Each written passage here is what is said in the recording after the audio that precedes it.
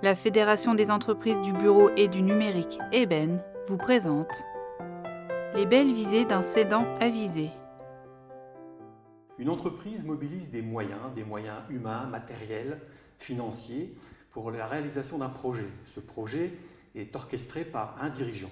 Alors on a parfois trop tendance à confondre le dirigeant avec son entreprise, ce qui est un tort. À un moment donné, fatalement, ces deux entités vont prendre des directions opposées. Le dirigeant va effectivement passer le témoin à un nouveau dirigeant et effectivement devenir, l'entreprise prendra un autre parcours. On distingue trois catégories de départ ou de cession. Petit 1, le dirigeant part légitimement en retraite.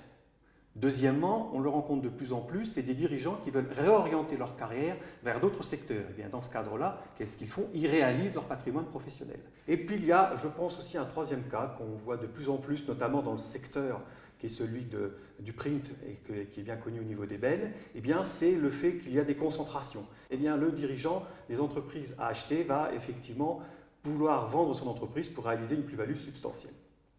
Cependant, pour céder son entreprise, il y a, à mon avis, 4 principes à respecter. Premièrement, il faut ne pas raisonner avec l'affect. Les dirigeants ont trop tendance aujourd'hui, effectivement, à vouloir valoriser leurs années de galère, leurs années, effectivement, leur nuit blanche passée à gérer leur entreprise, ce qui est un tort. Ces valeurs, ces temps n'ont pas de valeur, on ne peut pas les quantifier. Deuxièmement, il faut faire évaluer périodiquement son entreprise par un spécialiste, que ce soit un notaire, un avocat, un expert comptable, de manière effectivement à être en capacité de pouvoir prendre une décision en connaissance de cause.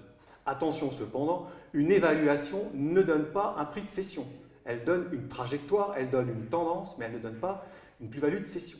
Troisièmement, il faut savoir effectivement se faire encadrer. On ne peut pas clairement décider de céder, vous n'avez pas les compétences, vous avez des compétences, vos compétences métiers, vos compétences techniques, mais la cession d'entreprise est quelque chose de très complexe qui demande la maîtrise de domaines juridiques, sociaux, fiscaux, et vous devez effectivement vous faire encadrer. Cependant, ceux qui vont vous conseiller ne doivent pas prendre des décisions à votre place. Vous devez rester le seul et unique décideur de votre souhait. Et enfin, je pense qu'il est important que vous soyez clair dans vos objectifs. Céder son entreprise, c'est bâtir une stratégie autour de sa cession. Et il faut éviter les opérations de stop and go, c'est-à-dire faire un pas en avant, un pas en arrière. Vous devez être clair dans votre démarche et aller au bout de ce que vous faites. En un mot, il faut savoir anticiper. C'est la règle de base de la cession d'entreprise. Pour vous aider dans vos démarches de cession et de reprise d'entreprise, prenez contact avec la Fédération des entreprises du bureau et du numérique, EBEN.